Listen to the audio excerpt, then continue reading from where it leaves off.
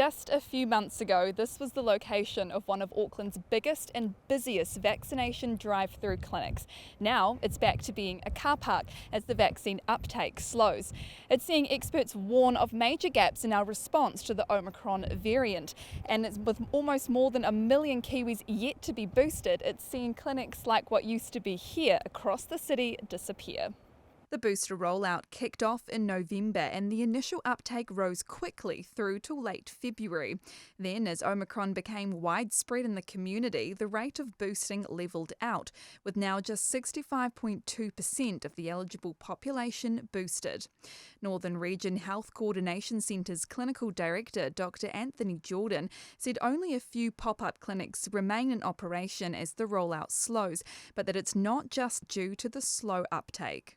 I think it's one of those things where it's probably something that we knew would happen. The fixed site drive-through sites like Park and Ride, for example, you'll probably see less fixed sites, but you may still see GP clinics vaccinating people in cars. You may still see our providers doing drive-through events because they work well and they're quite convenient for people. As more people catch and recover from COVID, there's also been confusion over what those who hadn't yet been boosted should do. Auckland University's Professor Emma Best says they should wait 3 months. Your best immune response, getting your booster 3 months after your infection is going to, give you, it's a good time to do it.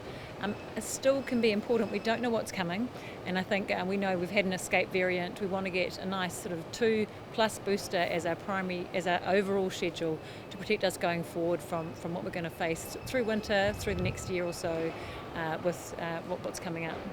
Then there's the rollout of the children's vaccine. 55% have had their first dose, but just 16% have followed through with the second. It's concerning experts as COVID continues to run rampant in schools across the country. I think the rates can be higher and they will be higher, but again, just like with the booster doses, kids are getting COVID now and they're having to wait 3 months as well. So that just takes out of circulation that group of people that may have been eligible had they not necessarily got COVID. So with winter looming, the message remains the same. What we want to do is maintain that protection, like we talked about with adults, over that high-risk winter period where we do congregate together more.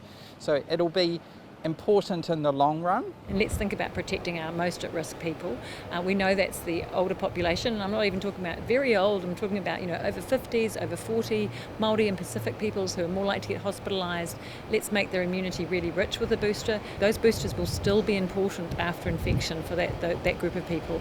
Getting it done before winter, before that, we know we're going through Omicron right now, so getting it now is the right time.